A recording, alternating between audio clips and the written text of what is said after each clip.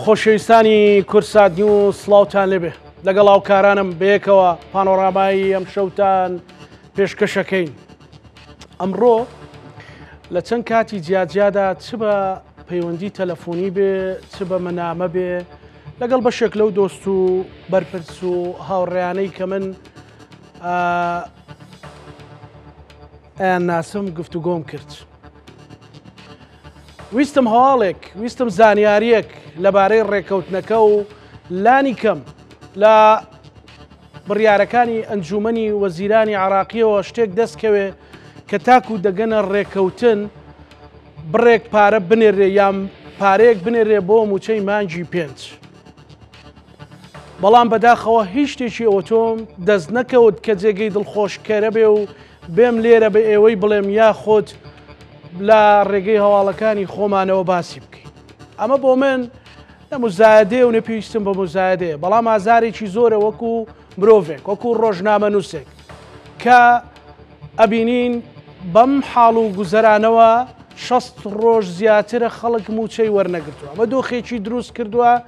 کە هەزاران خێزان لە هەرێمی کوردستان تەنانەت ئەوەی پشتیان بە عەرەبانەیەکی لە فەفرۆشتنیش بەستبوو بۆ بژێوی ژیانیان بۆی ئەو بێپارەی و بێموچێەوە نەتوانن بژێوی ژیان دابینکەن. ڕۆژانە ئەگەر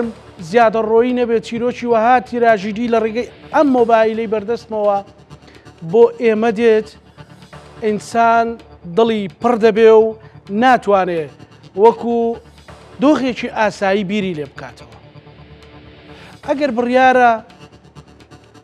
ڕێکەوتنی نەوتی داهاتی نانەوتی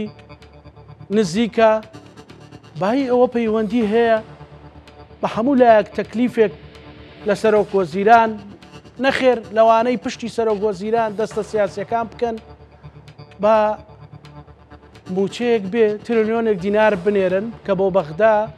شتێکی ئەوە تۆ ناکات و ئەو کاتە مانگێکی دیکەتان لەبەردەستە بێ بۆ گفتوگۆ هەرچەندە ئێستا کاتی موچەی مانگی 6 دابش بکرێت. یعنی ئەوەی کە بۆ من جێی پرسیارە ئەوەی کە بۆ من ئەمڕۆ بە دوایە ئاچوومەوە بوو یعنی بۆچی تەنانەت ناتوانن ئەم تریلیۆنە پێش وەختە بنێرن.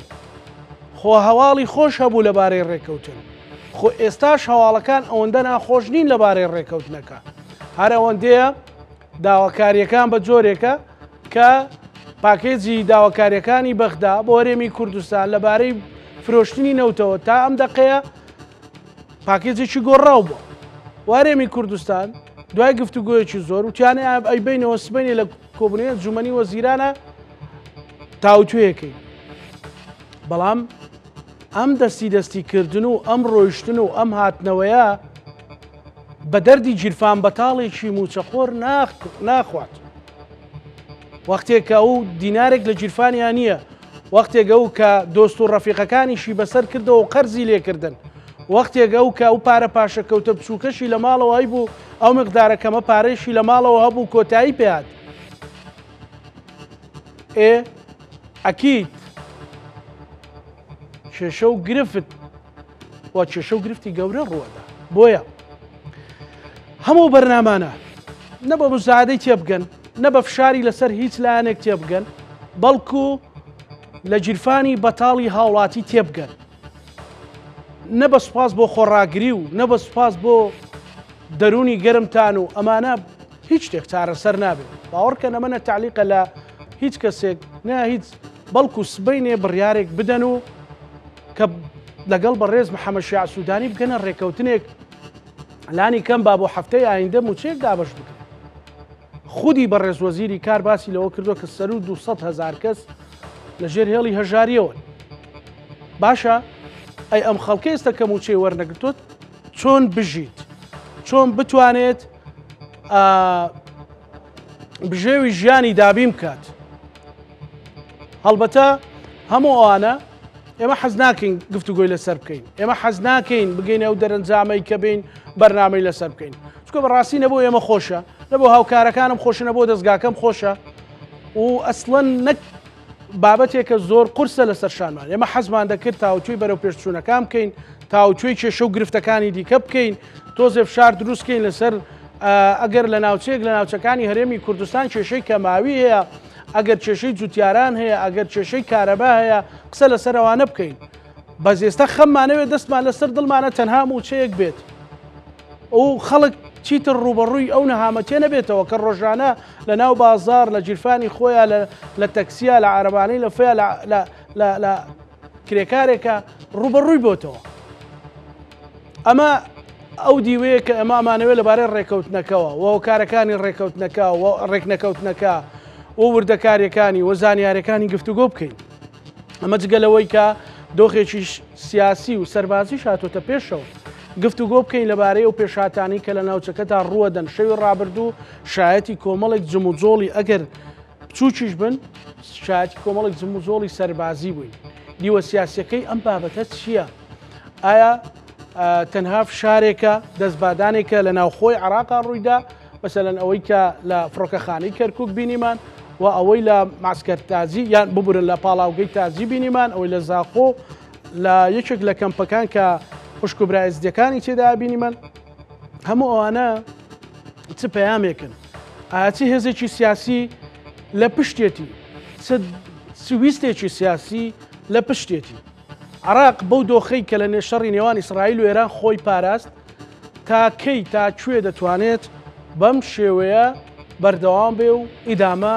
بدات، بە تایبەتی لە بەردەم هەڵبژاردنێکی چارەنووسسازایە وەکو خۆیان ئەڵێن لە مانجی نۆڤەمبەرە کە هەڵبژاردننی ئەنجومەنی نوێنەرانی عێراق هەڵبژاردننی ئەنجومەنی نوێنەرانی عێراق بێگومان بۆ ئەمجارە سەختترە بێ. هەندێک لە لایەنەکان لە ئێستا و بایکۆتیان کردو. سەرۆک وەزیرانی پێشووتری عێراق دکتۆر حەیدەر عەبادی بایکۆتی کردووە و لە بەیاننامەیەکدا ئەگەرچی هۆکاری تایبەتی خۆی هەبیان لەبەر هەر هۆکارێک بێ بایکۆتی کردووە. ئەمە جگەلەوەی کە هەرزوو بەڕێز موقتەدا سەدر بایکۆتی هەڵبژاردنەی کردووە و وەکو جارانی پێشووتریش نییە لەبەرەوەی دۆخەکە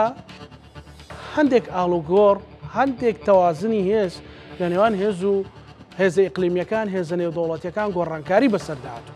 ئایا عێراق بەرەو کوێ هەنگاوانێ؟ هەمووانە گفتوگۆکەی لەگەڵ بەڕێز دکتۆر یوسف محەممەد کە بەڕێزیان سەرۆکی پێشووتری پەرلەمانی کوردستان و ئاوکات ئەندامی پێشووی ئەنجومەن نوێنەرانی عێراق بوون. ئەمانەوێت لەگەڵ دکتۆر یوسف ئەو گفتوگۆیە بکەین و باسی ناوەڕۆکەکە بکەین و باسی ناوڕۆکی ڕێکنەکەوتنەکە بکەین ئەوەی تا ئێستاکە ڕێک نەکەوتون. بەڵام ئینشاڵڵا پشتیوان بەخوای گەورە ڕێکەکەون و نەوتی هەرێمی کوردستانیش دەست فرۆشێتەوە دەستەکە بە ڕۆیشتن و بۆی بفرۆشێت و بتوانین لانیکەم ئەگەر پارەکەی چ لە ڕێگەی بەغداوە بێ و چ لە ڕێگە و اتفاقەوە بێ بتواندرێت ئەو بڕەپارەیە ماگانە بەسەر موچەخۆرانی هەرێمی کوردستانە دابەشکرێت. ببورن من درێژەم پێدا، بەڵام ئەمە لەبەرەوەی گرفتێکی تەکنیکی هەبوو بۆیە من درێژەم پێدا جینا من مافی ئەو درێژە پێدانم نەبوو سەری ئێوەم پێشن. ئەچمە لای بەڕێز دکتۆر یوسف محەممەد بە سوپاسێکی زۆرەوە بەڕێزیان لە شاری سلێمانیەوە لەگەڵمانە بێ. بەڕێز دکتۆر ئەم کاتت باش نازانم تا چەندەنجی من گەیشتە بەڕێستان باسی ئەو پێشاتانەم کرد کە ئەمڕۆ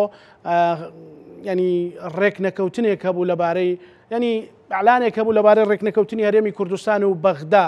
بەڕاستی بابەتەکەەوەندا ئاڵۆز و قورسەکە نەتوانن بگەنە ڕێکەوتنێک؟ بەناوی خۆی گەورە سڵاو لە ئێوە و بینەرانی بەڕێزی کورسات کاکزانە. من لە ڕاستیە پێشووتر وابزانم گوێم لە دەنگی ئەوە نەبوو، بەڵام ئێستا لە پرسیارەکەی جەنابەت تێگەیشتم. خۆی حکوومەتی اتحادی پابەندە بە کۆمەڵک بابەتەوە و بەدڵنیاییشەوە کێشەی سیاسی لە ناو ئەم بابەتەیە هەیە، بەڵام لە پێش هەمویانەوە حکوومەتی اتحادی پابەندە بە قانونی موازنە و بەتایبەتی ئەو هەموارەی کە لە سەرەتای ئەم ساڵەوە لە یاسای موازنەی اتحادی ئەنجام درراوە بپی ئەو هەموارە پێویستەکات هەرێمی کوردستان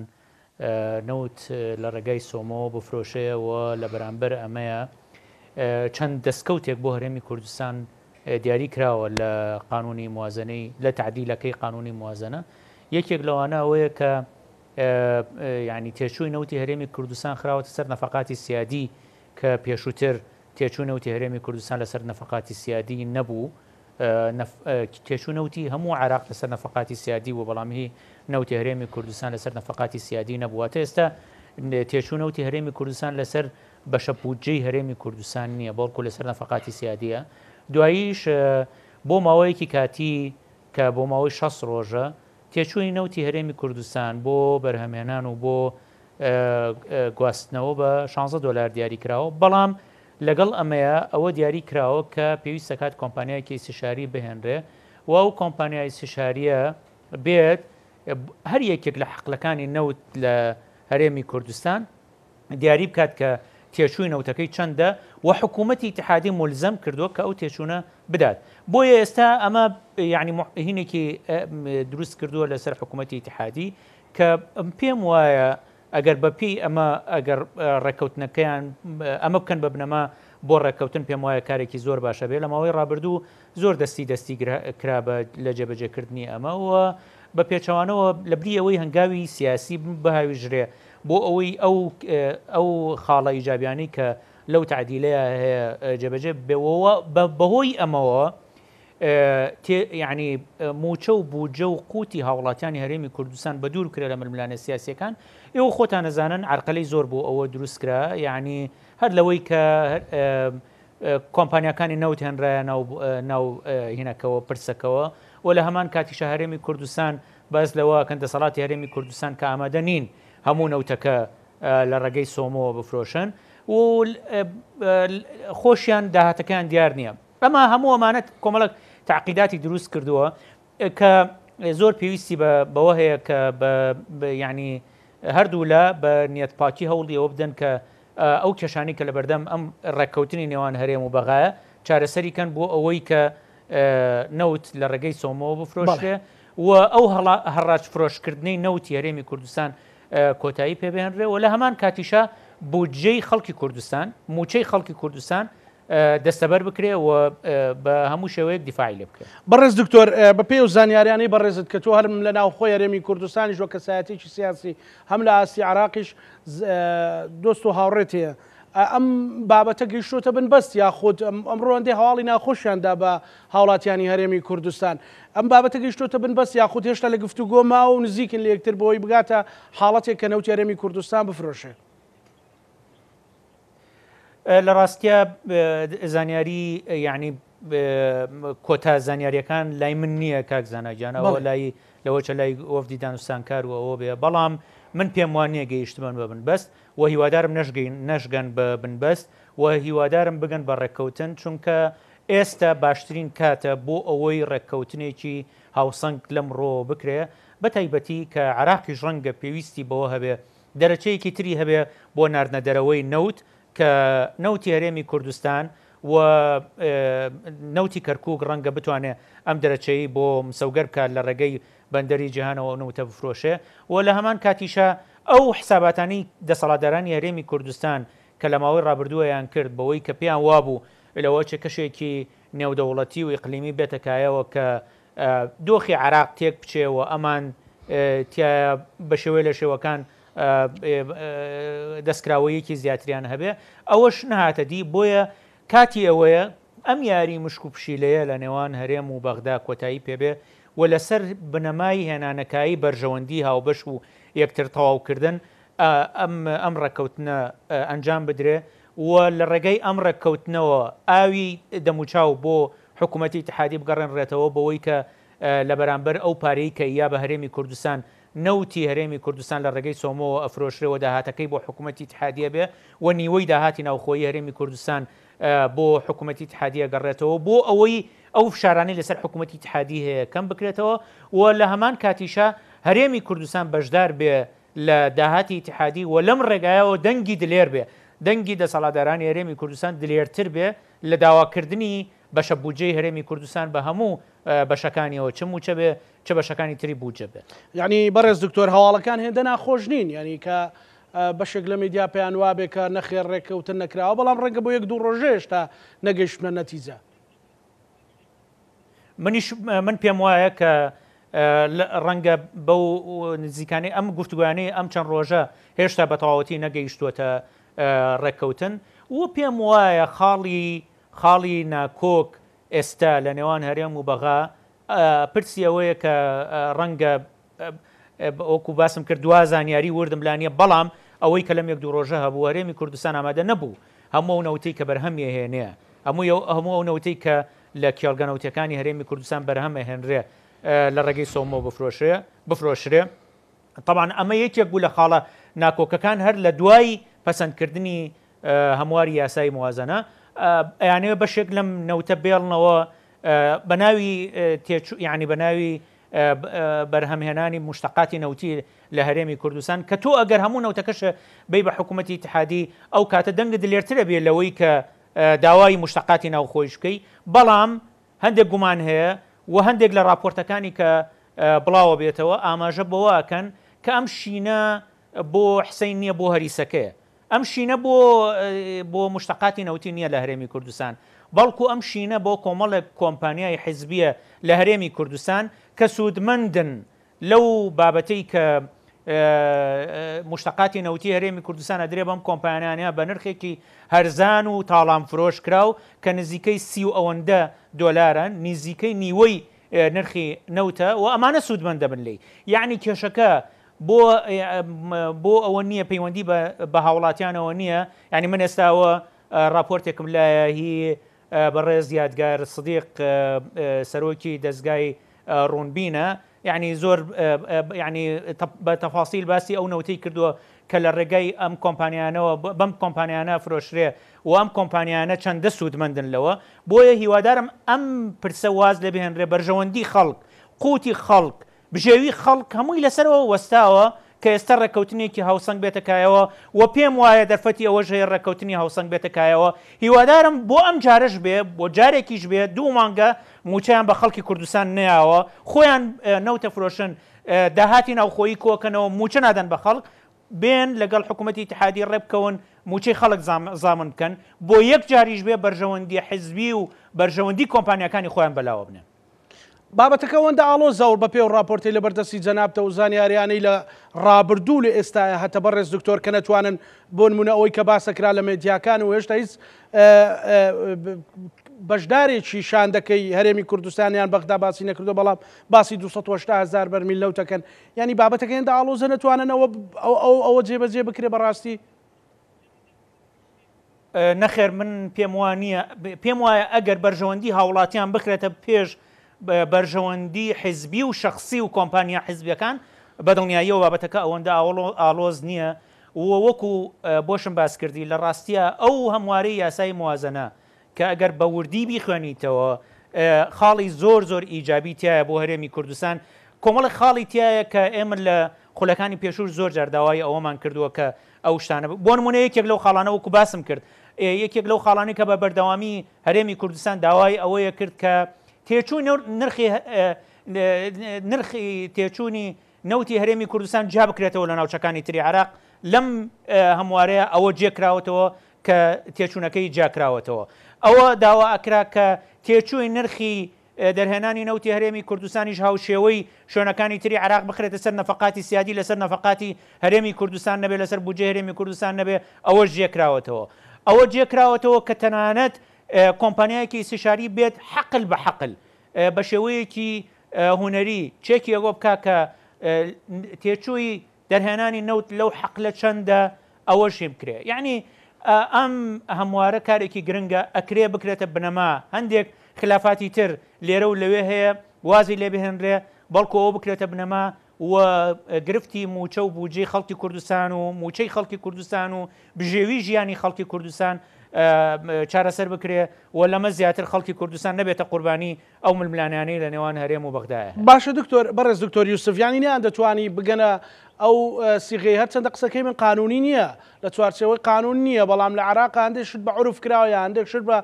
پەیوەندی کراوە بۆ نمونە وتپیان کە تا ئەو 2-3 ڕۆژێ ئەمە خەریکی ئەو جەدەلەین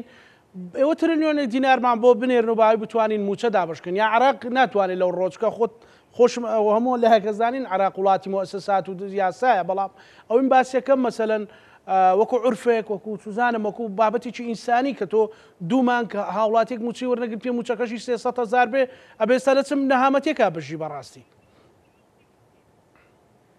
کاک زەناجان لە ڕاستیە ئەگەر لە ڕووی قانونیەوە سریەوە بکەین دەسەڵاتدارانی عراقیش لەوە تاوانبارن کە پێویست نییە هاوڵاتی هەرێمی کوردستان عقوبە بن وە سزای هاوڵاتی هەرێمی کوردستان بدەن و پێویست بوو حکوومەتی اتحادی وەکو حکوومەتی اتحادی بەرپرسیارەتی خۆی بەرامبەر بە هەموو هاوڵاتیانی هەرێمی کوردستان وەکو هەر شوێنێکی تری عراق ڕەچاو بکە بەوەی کە یعنی ئەگەر دەسەڵاتدارانی هەرێمی کوردستان یاسا جێبەجێ ناکەن ئەوە بیان دەن بە دادگا یعنی ناکرێت ئەوانە بەڕوو وەکو من ڕاستەوخۆ ئەمە قسانم لەگەڵ خۆیان کردووە لەگەڵ دەسەڵاتدارانی عراق کردووە لە کۆبوونەوەی قیاداتی سیاسی کە لە ڕابردووە ئەنجام درراوە یعنی ناکرێت لە ڕوو مجاملەی ئەوانە بکەن و لە هەمان کاتیشە سزای هاوڵاتی هەرێمی کوردستان بن یعنی بەڕوون و ڕازحی ئەمەمان پێوتون یعنی ئەکرێ مەسەرەن ئێستا بۆ نمونە پارێزگای بەسڕە پارێزگاری بەسڕە داهاتی نانەوتی نەک داهاتی نەوتیش بۆ حکوومەتی اتحادی نەنێرێتەوە ئەوانە موچەی هاوڵاتی بەسڕە ببڕن موچەی موچەخۆری بەسڕە ببڕن بەڵام لە هەمان کاتیشە وەکو جەنابە باسی کرد ئەوان کۆمەڵێک محدداتیان هەیە یعنی ئێستا بۆ نمونە کاتی خۆی بڕیارێکی سەبارەت بە قەرز بەوەی قەرز بن بە هەرێمی کوردستان کاتی خۆی بڕیارێکی دادگای باڵای فدرالی هەیە کە ئەم مەسەلەی سولفۆمانی کۆتایی پێهێنا کە بەغدا سولفە با بە هەرێمی کوردستان بەڵکو پێویستە کات یاساکە جێبەجێ بکرێت بۆیە هەردوو لە پێویستە کات مرونەت بنوێنن بۆ ئەوەی کە چیتر وەکو باسم کرد موچە و قوتی هاوڵاتی هەرێمی کوردستان نەبێتە قوربانی و ململانە سیاسیانی کە لە نێوانیان هەیە و لە هەمووان لەوان زیاتر لە بەغدا زیاتر ئەرکی دەسەڵاتدارانی هەرێمی کوردستانە کە یعنی مشوری خەڵکی کوردستان خۆن ئەوان بەڕاستەوخۆ بەرپرسیارن بەرامبەر بە ژیانی هاوڵاتیانی هەرێمی کوردستان هەرچەندە ئەمانە شەرعیەتیان نەماوە ئێستای خۆت جەناب تزانیت ئەوە چەندێکە هەڵبژاردن لە هەرێمی کوردستانە کراوەوە تا ئێستا ئێمە حکوومەتمان نییە ئەم پەرلەمانمان نییە شەرعیەتیان نەماوە بەڵام مادەم ناوی خۆیان ناو حکوومەتی هەرێمی کوردستان دەسەڵاتداری هەرێمی کوردستان ئەوانە بەرپرسیارەتیان بەرامبەر بە خەڵکی کوردستان هەیە و پێویست دەکات ئەم بەرپرسیارەتی جێبەجێ بکەن و بەڕاستی لە هەموو دنیاە ئەوەیە هەر حکوومەتێک گەر دەسەڵاتێک نتوانێت بەرپرسیارەتی خۆی بەرامبەر بە خەڵک جێبەجێ بکات لانی کەمی مروئەت و کەرامەت و ئەوەی کە خۆیان باسیەکەن ئەوەیە کە وازە دەسەڵات بێنن ڕێگە خۆشکەن بۆ کۆمەڵە خەڵکی تر کە بێن ئەو بەرپرسیارەتی لە ئەسۆ بگرن بەڵام بەداخەوەمانە هیچی ناکەن نا لەو داهاتەی کە لە هەرێمی کوردستان هەیە موچە بە خەڵکی کوردستانەدان نا ئەچن لەگەڵ حکوومەتی اتحادی ڕێکەوە نەوازیش دەسەڵاتێنن باشە بەڕێز دکتۆر ینی زۆر جار باسەکرێکم بابەتێکی سیاسیە یان نەتەوەیە من زۆر جار لە بەرنمەکان ئەوە دووبارەکەمەوە بە پرسیار لە میوانەکانم هەر بەڕاستی و بابەتێکی سیاسی و پرسیینەتەوەیە یان لە تەفاسیلدا ئەکید مەسەلەن خۆ هەموو ڕێکەوتنێکی سیاسی و ئەگەر بنەماکەشی ئابووری و دارایی و ئەوانە بێ بەڵام ئەبێ سیاست ڕۆڵی خۆی تێدا هەرەجێڕێ بەڵام سەرف سیاسیە و بابەتە یانی نەتەوەیە ینی ئەمە بەرسیکردنیان هەندێک لە هەردوو لاوە بێت کەم تەرخەمی و دەستبادانی یەکدیە لەسەر بابەتی دیکە ڕاستی ناتوانین لەم پرسانەیە بابەتی سیاسی یعنی بەنادیدە بگرین ینی ئەو ململانیانەی کە هەن بەنادیدەی بگرین کۆی ئەو ڕووداوانەی کە لە دەوروبەرمان ڕۆدەن بەنادیدەی بگرین بەڵام لانی کەم حکوومەتی سوودانی بەڕێ سوودانی وەکو ئەوەی کە خۆشیان هەموو جارە باسییان کردووە زۆر نەرمتر بوو بەرامبەر بە هەرێمی کوردستان و زۆر نەرمترە بەرامبەر بە هەرێمی کوردستان لە حکوومەتەکەی پێش خۆی لانی کەم حکوومەتی بەڕێز کاڵزمی و من ئاگدارم لە بەغدا فشارێکی زۆر هەبوو لەسەر سوودانی پیان وا بوو کە نەرمەیەکی ئێژگار زۆری بەرامبەر بە هەرێمی کوردستان واندووە و یعنی لە ماوەی ڕابردووانی ئەوەی من ئەم بیستەوە باس لەوە کرا کە پێش حکوومەتی سوودانی لە باشترین حاڵەتە هەموو مانگێک 250 میلیۆن دلار زیاتر بۆ هەرێمی کوردستان نەهاتووە بەڵام ئەم جاریوا هەبووە لە مایەکە تریلیۆنێک دیناری بۆ هەرێمی کوردستان ناردووە باشە لە بەرامبەر ئەمە دەسەڵاتدارانی هەرێمی کوردستان چیان کرد دەسەڵاتدارانی هەرێمی کوردستان کەوتنە هەڕەشە و گوڕەشە یعنی خۆتان نەزانن لە پێش جەژن چیان کرد چه هەڕەشە و گوڕەشەیەکیان کرد و جگە لەوەش یعنی ئەوەی کە لە بەغدا لە هەندێک لەو کۆبوونەوەی کە دزەی پێکرێ باسەکرێ گومانیان هەیە کە ئەوانە دەستیان لەگەڵ دەسەڵاتدارانی هەرێمی کوردستان دەستیان لەگەڵ بەعسیەکان تێکەڵ کردبێتەوە کۆمەڵێک کۆبوونەوەی بەعسیێک لەم کاتەیە کە ئێستا ئەم ناوچەیە بەرەو گۆڕانکاریە ڕوە و شەڕ لە ناوچەکەیە هەیە و بۆ نمونە گۆڕانکاری لە سووریا ڕوویاوە لەم کاتەیە کۆبوونەوەی بەعسیەکان کراوە لە هەرێمی کوردستان کە ئەمە بەدڵنیاییەوە دەسەڵاتدارانی عێراق بە هەمووی یعنی شیعە بە هەموو ڕنگ و وینەکانیانەوە ترسێنێ حەق بوو ئێمە کوردیشی بترساندایە یعنی بەڵام لانی کەم ئەوان وەکو ئێمە نین شتیان بیر بچێتەوە ئەوان وەکو ئێمە نین کە بەشێک لەوانەی جەلادی کورد بوون جەلادی کورد بوون خەڵکی کوردیان کوشتووە ئەمفالیان بەسەر کوردی هێناوە دەربازیان کردن بۆ دەرەوە ئەوان وەکو ئێمە نین ئەوان تا ئێستا وشانیان بیر نەچۆتەوە کە دەسەڵاتی بەعس بەسەریانە هێناون و ئەمە زۆریان ترسێنە بە تایبەتی لە دوای ئەو گۆڕانکاریانەی کە لە سووریا هاتووتکایەوە من بە دووری نابینم ئەو نەرمیەی کە هەیان بوو بەرامبەر بە هەرێمی کوردستان مانگی نزیکەی تریلیۆنێک دیناریانە نار بۆ هەرێمی کوردستان داوایان لێکردن بە بەردەوامی بە نووسرا و داوای داهاتی ناوخۆیان لێکردن هەر چاویانە پۆشی نیانە نار چاویانە پۆشی بە قانونی موازنە هەموار کرایەوە داوایان کرد کە نەوتی هەرێمی کوردستان لە ڕێگەی سۆمە و فرۆشێ نیان کرد هەر چاوپۆشیان لێکردن بەڵام بەدڵنیاییەوە ئەوە لایەکی ئەوە دیوە سیاسەکەیەتی یعنی ئەو شتانەی کە ئیبینین دیوە سیاسەکەیتی بەڵام لەگەڵ هەموو ئەمانشە ئەبێ کۆمەڵک دیوی ئابووری ببینین دیوە ئابوووریەکانی تری کە پەیوەندیدارە بەم مۆزوعەوە ئەوەیە کە لە ڕاستی عێراق خۆشی ئێستا ڕوبەڕووی کورتێنان بۆتەوە لە ئەنجامی ئەوەی کە نرخی نەوت دابەزیوە نزیکی 6 دلار بۆتەوە کە ئێوە خۆتان نەزان لە قانونی موازنەیە نرخی نەوت بە نزیکەی 70 دلار مەزەن دەکراوە کە ئەمە کورتێنان بۆ عێراق دروستەکە ئەمە جگە لەوەی کە باس لەواکرێ هەندێک کێشەی سیۆلە و ئەوانش لە ئارایە یعنی هەموو ئەمانە واکات کە بە تایبەتیش کە ئێمە لە ساڵی هەڵبژاردنین ئەو نەرمیەی کە لە ڕابردوو هەیەیان بووە ڕەنگەی تر نەتوانن بەو شێوەیە مامەڵە بکەن لەگەڵ هەرێمی کوردستان ینی ئەو قسەی ڕاست بوو من شتێپەڕی بەڵێ بەڕێز دکتۆر من ئەو پرسیارم تقریبا بەر لە مانگێک لە میوانێک کرد کە سەروبەری جەژن بوو دوای جەژن بوو برە موچە ناهات بوتم مەسەلەن شیعەکان من زانیاری ما بوو کە ترسێکیان هەیە لە دوای ڕووداوەکانی سووریا هەمیشە وەکو مارانگەسێک دەرەکەون ئاسانکاریەک بۆ بەعسیەکان بکرێ ئەو شتا حقیقەتی هەبوو و چێنەوانەی لە پشتی بەعسیەکانت مەسەلەن و بەعسیەکان مەسەلەن ئەو خەتەی سوننەکە لە کارێمی کوردستان لە بەغدا و ناوچەکانی ینی باشووری عێراق دابڕێ هەر بەڕاستی شتێکی وا بوو یان هەر وەهمێکە خۆی لە ڕاستیە ئەوەی کە باس کرا هەندە لە سەرکردە شیعەکان خۆیان لە چاوپێکەوتنی تەلەڤیزیۆنیش باسییان کرد کە کۆبوونەوە کراوە لە هەرێمی کوردستان کۆبوونەوەی بەعسیەکان لە هەرێمی کوردستان ڕێکخراوە و هیچ وەڵامێکمان لە دەسەڵاتدارانی هەرێمی کوردستان گوێ لێ نەبوو ئەم مەترسیە بۆ شیعە لە عێراق مەترسیەکی جدیە مەترسیەکی جدی وەکو مەترسیەکی جدیەی بێنن بە تایبەتی لە دوای ئەو ڕووداوانەی کە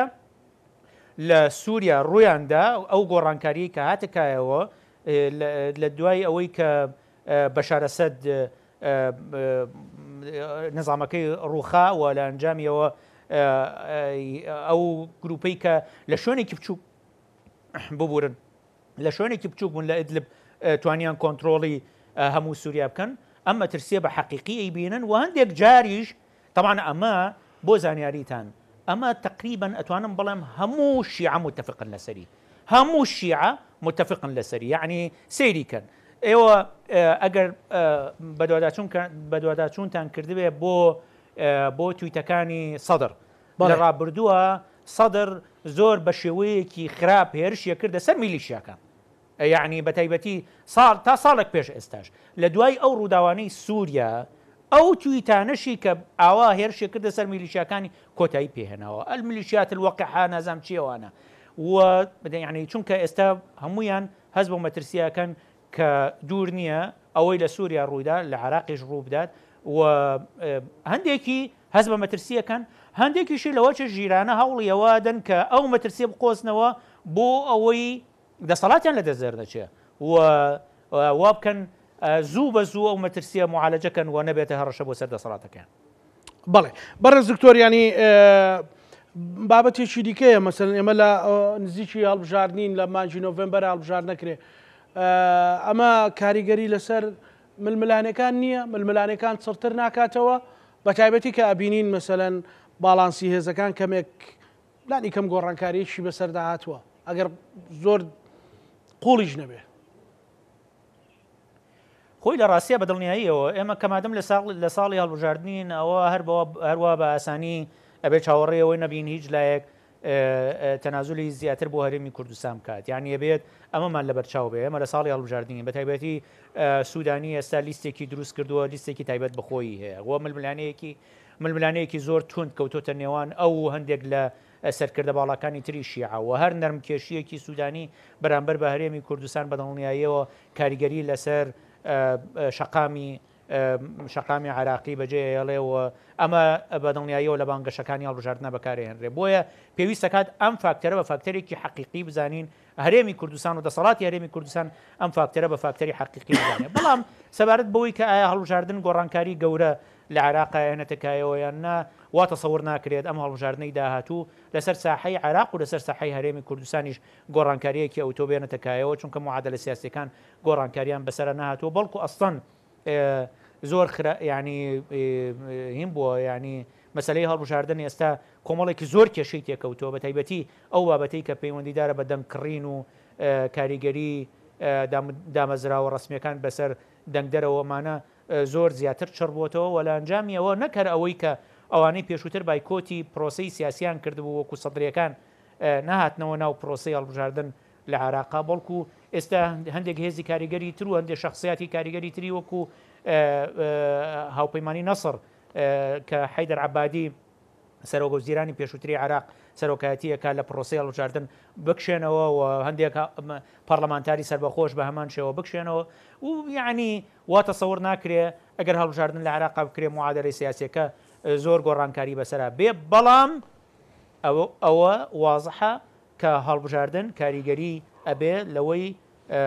لانی کەم تا دوای هەڵبژاردنەکان نەرمیەکی ئەوتۆ بەرامبەر بە دەسەڵاتدارانی هەرێمی کوردستان نەنوێنرێ بۆیە زۆر گرنگە ئەگەر دەسەڵاتدارانی هەرێمی کوردستان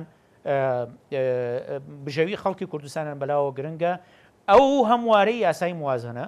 کە نەبنەما ئەوە دەقێکی قانونی هینەکە لە ئەنجومەنی نوێنەرانی عراق دەنگی لەسەردراوە ئەوە بکەنە بنەما بۆ داواکردنی موچە و قوت و بژێوی و بودجەی هەرێمی کوردستان بە هەموو بەشەکانیەوە. زۆر باش ویستم پرسیارێکی تر بکەم بەڵام وڵای با پرسیاری بڕیارەکەی دادگای فدرالیش بکەم بەڕێز دکتۆر یوسف ینی ئەو بڕیارەش ئێستا چاڕی بڕیارێکی فەرمان سالاریەکە کە لەلایەن دادگای فیدرالیەوە ینی ئومێدێکیش بەوە هەیە ئەمە تەفاسیلەکەی چۆنیە لە ئێستا توانرێت هیچ پشتی پێ ببەسترێت ئەگەر ئەو ڕێکەوتنە لە نزیک مەودادا نەگاتە نەتیجە. خۆی لە ڕاستیایەوە خۆتان نەزانن جگە لەو ململانیانەی کە لە ناو دەسەڵاتی قەزایی هەبوو لە عراقا ئەوە بووە هۆی پەکخستنی ئەم جارەی دیسانە و جارێکی تری دادگای باڵای فدرالی هاوشێوەی پەککەوتنی پێشووتری دادگای باڵای فدرالیش کە دیسانەوە هەر پەیوەندی بۆ ململانیانەوە هەبوو بەڵام بەدڵنیاییەوە دوو مەلەفی تر کاریگەری لەسەر دادگای باڵای فدرالی بەجێ هێشت مەلەفی نەوت و بودجەی هەرێمی کوردستان و مەسلەی موچە و ئەوانە و مەلەفی پەیوەندی عراق بە کۆیتەوە بە تایبەتی ئەو بڕیاری کە پەیوەندیدار بوو بە خۆر عەبدوڵڵا یعنی کێشە سنوورەکانی نێوان عراق و کۆیت کامە ڕەنگی دایەوە لە پەیوەندیەکانی نێوان عراق و وڵاتانی خەلیج بۆیە تەنانەت ئەگەر ئەو فەرمانە سالاریەش دەربچێ کە لەوە چێ بووم بە شێوەیەکی کاتی مانگێک یعنی ئەو کێشەیە چارەسەر بکە ئەوەی منەی بینم ئەو ئەجوایی کە لە عراقەیە بڕوا ناکەم دادگای باڵای فدرالی سەبارەت بە مەلەفی موچەی هەرێمی کوردستان ئەو بڕیارێک بدات کە نەرمتر بێت لە بڕیارەکانی پێشووی ئەسڵان بە پێچەوانەوە پێم وایە کە بڕیاری ئەم جارەی دادگای باڵای فدرالی جارێکی تر مەسەلەی موچە بەستێتەوە بە ئیلتیزاماتی هەرێمی کوردستانەوە چونکە لە ئاستی عراق و تەنانەت لە ئاستی هەندێک لە دادوەرەکانی دادگای باڵای فدرالیش ئەو هینە دروست بووە ئەو انتباعات دروست بووە کە هەرێمی کوردستان بە شێوەیەکی انتقائی مامەڵە لەگەڵ بڕیارەکانی دادگای باڵای فدرالیەکە کامەی بەدڵ بێ جێبەجێیەکە کامەی بەدڵ نەبێ جێبەجێ ناکە و لە ناو بڕیارەکانیشی کە جێبەجێیەکە چی بەدڵ بێ جێبەجێیەکە و چی بەدڵ نەبێ جێبەجێ ناکە مەسەرەن دادگای باڵای فدرالی بڕیاری دەرکردووە کە یاسای نەوت و غازی هەرێمی کوردستانی هەڵۆشاندوێتەوە ئەمانە بەپێی یاسای نەوت و غازی هەرێمی کوردستان ڕۆشتن عقدی غازیان کردووە لە ئەمریکا. دادگای باڵای فدرالی بڕیاری داوە لەوەی موچە دوور بخرێتەوە لە ململانێ سیاسیەکانی نێوان عێراق و هەرێمی کوردستان، بەڵام ئەبێ تەوتین بکرێ ئەمان ئەوەی کە داوای ئەوەکەن ئەو بەشەی کە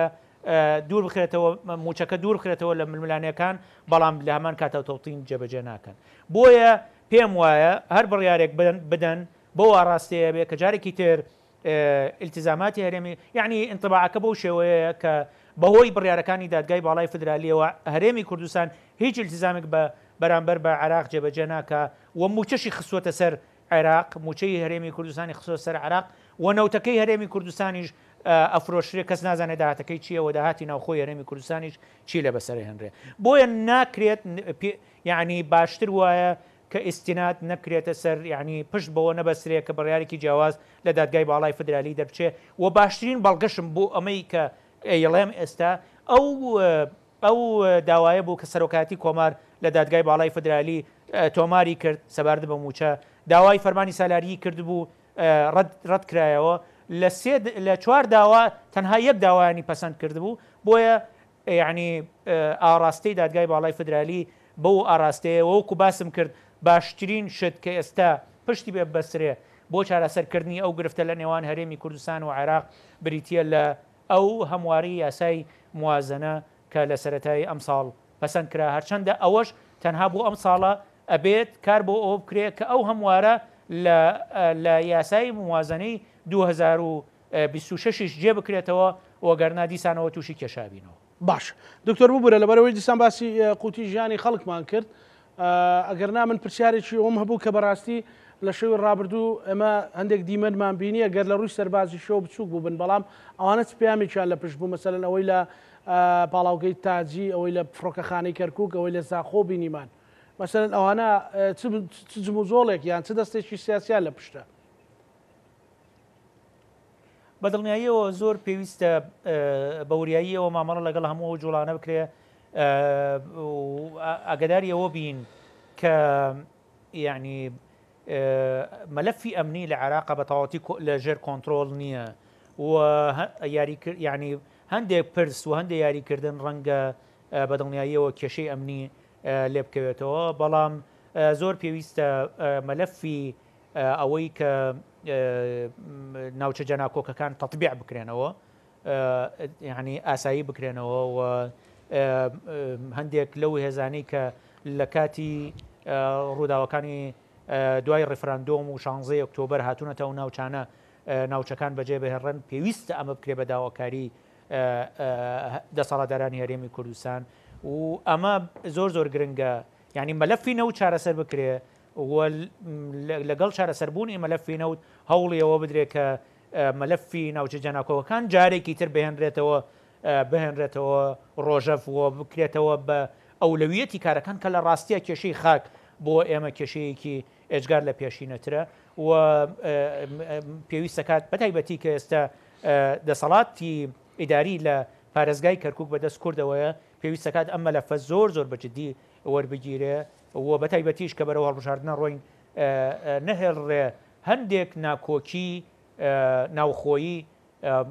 ببێتە هۆی تەرجمەکردنی ئەو ململانێ ئیقلیمی و نێودەوڵەتیانی کە ئێستا لە ناوچەکە هەن، چونکە بەڕاستی ناوچە جەناکۆکەکان ناوچەی بەریەککەوتنن و زۆر بە ئاسانی ئەتوانرێ ناکۆکی تیابور و ژێنرێ و لە ئەنجامی ئەمە فەلەتانی ئەمنی دروست ببێ. بۆیە پێویستەکە زۆر بەوریاییەوە مامەڵە لەگەڵ ئەو مەلەفە بکرێ. بەڵێ دکتۆر لە سەرەتاوە باسی بابەتێکت کرد هەر پێویست بەموچەوە کە وا چاوەڕوانیان کردو بەهۆی بە دەقیقی بڵێن کە بۆی شەڕی ئێران و ئیسرائیلەوە عێراق ڕوبەڕووی کۆمەڵێک پێشاتی نوێ ئەبێتەوە. هەر بەڕاستی هیچ پێشاتێکی نوێ بۆ عێراق بەڕێوەیە کە زۆر کاریگەر بێ؟ بەدڵنیاییەوە ئەو ململانەیە کە لە ناوچەکە هەیە، ئەو شەڕە گەورەی کە لە ناوچەکەیە کە وەکو من چەند جار باسم کردووە شەڕێکی جیهانی ڕانەگەێنراوە، یعنی ڕەنگە ئەوەی کە ناویان نەناوە شەڕی جیهانی سێهەم هەر تەنها بوو ئەوەیە کە یعنی ترس و مەترسیەکی زۆر گەورە نێتەکە، ئەوە ڕەنگە هەندێکینی هەندێک هینیشی لە پشتەوە بێ بە کەمزانینی ئەو ناوچانەی کە شەڕەکەی تایە ینی زۆر نامێ بچمە ئەو تەفاسیلەوە بەڵام شەڕێکی جیهانیە ئێستا لەم ناوچەیە لە ئارایە و بە دڵنیاییشەوە کاریگەری و لێکەوتەکانی بەسەر عێراق و بەسەر هەرێمی کوردستانیشەوە ئەبێ بەڵام لە 7 ئۆکتۆبرەوە لە 7 ئۆکتۆبری 2023ەوە کە ئەم شەڕە دەستی پێکرد لەم ناوچەیە طبعاً لە ئۆکرانیا شەڕەکە پێشووتر دەستی پێکرد جەنگ کە پێشووتر دەستی پێکرد بەڵام لە 7 ئۆکتۆبری 2023ەوە لە ڕاستیە دەسەڵاتدارانی عێراق و حکوومەتی سوودانی زۆر سەرکەوتوو بووە کە هەوڵی ئەوە بدات عێراق بە هەر شێوەیەک بێت لا بدات لە داخەڵبوون لە ململانە لەو شەڕانە و ئاستی بەشداری هێزە چەکدارەکانی تری عێراق میلیشیاکان لەو شەڕانەیە کە ڕوویە بگەینێت کەمترین ئاست یعنی ئەوەی ڕوویە لە منطقەی بوومەلەرزەیەکی سیاسی ئێجگار بوومەلەرزەیەکی جیۆسیاسی ئێجگار گەورە بوو هەم ئەوەی کە لە غەزە ڕوویە هەم ئەوەی لە سووریا ڕوویە ئێجگار گەورەتر بوو و دواییش ئەوەی ئێران لە ڕاستیە زۆر بە وریاییەوە هەوڵی ئەویان داوە کە خۆیان بپارێزن لەو شەڕانە بە پێچەوانەی چاوەڕوانیەکانی هەندێک لە دەسەڵاتدارانی هەرێمی کوردستان لە ڕاستیە ئەو چاوەڕوانیانەی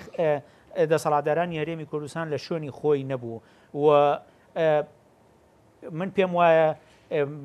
یعنی کارێکی زۆر خراپە بوو عێراق بکەوێتە ناو شەڕەوە هەروەکو چۆن پێشووتر کە داعش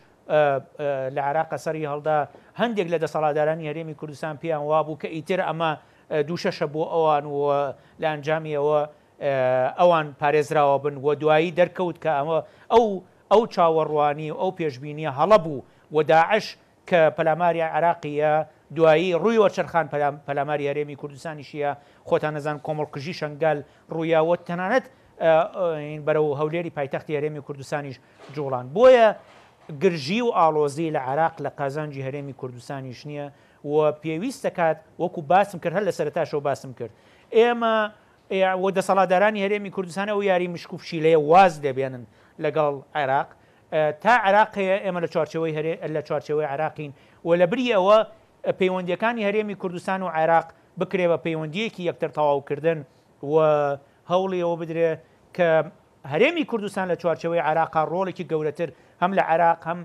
لە ناوچەکە بگێڕێ و هەرێمی کوردستانیش بە دوور کە لە ململانیانەی کە هەن لە ڕاستیە ئێمە گەلێکین لە سەر خاکی خۆمانەژین لەم ناوچەیە پێویست ناکات خۆمان تێکەڵی ململانەی تری ئەم ناوچەیە بکەین بە تایبەتی کە زۆر بە ئاسانی چەندویچە بین لەو ململانیانەی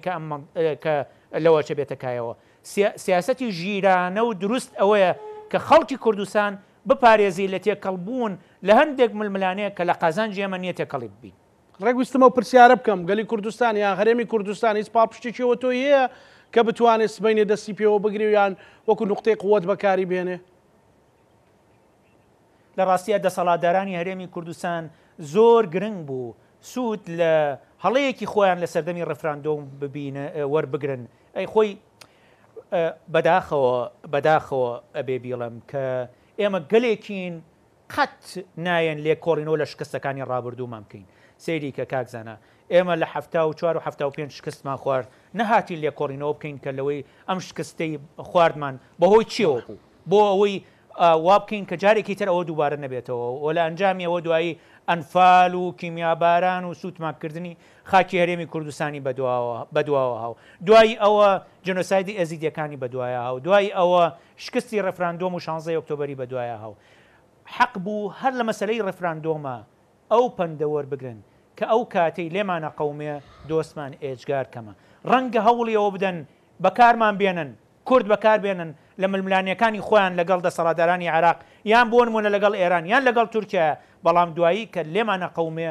وەکو چۆن لە سەردەمی ئەنفال کەس بەدەممانەوە نهات لە سەردەمی کیمیابارانی هەڵەبجە کەس بەدەممانەوە ناهاو لە سەردەمی ڕێفراندۆم و شکستی 16 ئۆکتۆبر کەس بەدەممانەوە نەهاو بە دڵنیاییەوە لەو شکستانەی تریش کەس بەدەممانەوە نایە بۆیە لە بری ئەوەی بەتەمایەوە بین سوود لە هەندێک شت وەربگرین کە لە ڕاستیە دوایی بە زیان بەسەرمان ئاشکێتەوە پێویست دەکات عاقڵمەندانەتر هەوڵی پاراستنی خەڵکی کوردستان بدەن ئەم دەسەڵاتدارانی هەرێمی کوردستان هەوڵی پاراستنی خەڵکی کوردستان بدەن لە هەر کۆمەڵکوژیە کە لەواچە لە داهاتووە بەسەر خەڵکی کوردستانە جارێکی تر بهێنرێتەوە لە ڕاستیە ئەو نەتەوە سەردەستانی کە لەم ناوچەیە هەن ڕەنگە لەگەڵ دەوڵەتێکی وەکو ئیسرائیل لاواز بن لە ململانیەکانی خۆیان لەگەڵ ئیسرائیل بەڵام ئێمە ئەگەر بیتە سەر هارد پاوەر یعنی هارد پاوەری ئێمە بەراورد ناکرێت بە هیچ یەکێک هی کورد بەراورد ناکرێت لەگەڵ هیچ یەکێک لەو دەوڵەتانی کە لە دەوروبەرمانن بۆیە من پێم وایە ئەوەی مەزلوم عەبدی کردی لە سووریا لە ڕۆژاڤا بەڕێککەوتن لەگەڵ ئەحمەد شەرع سەرۆکی ئێستای سووریا کارێکی ئێجگار ژیرانە بوو لەو کاتێک کە قەتڵ عامەکانی عەلەویەکان لە ساحل ڕوویە و لە ڕێگای ئەوە توانیوێتی تا ئێستا توانیوێتی گەلی کورد لە ڕۆژاڤا بپارێزە لە کۆمەڵکوژی بۆیە پێویستە یعنی سوود لە هەڵەکانی پێشووی خۆمان وەربگرین و سوود لە هەندێکە زبوونی سەرکەوتووی لەو شێوەژ وەربگرین و خەڵکی کوردستان بپارێزین لەو ململانێ قورسانەی کە لە ناوچەکان زۆر سپاس بۆ بەڕێز دکتۆر یوسف محەممەد سەرۆکی پێشووتری پەرلەمانی کوردستان هاوکات ئەندامی خولی پێشوێن ئەنجومەنی نوێنەرانی عێراق سپاس بۆ دەرفەتەی بەڕێزتان بە هیوای ئەوەی کە سەرجەم کێشەکان بەرەو چارەسەر بوون بچێت و کێشەی موچەش چارەسەر بێت مەش لەگەڵ هاوکارانم بێکەوە پانۆڕامایم شەومان پێشکەش کردن هەموو لایەکتان ئەمانەتی خوای گەورە بن خواتان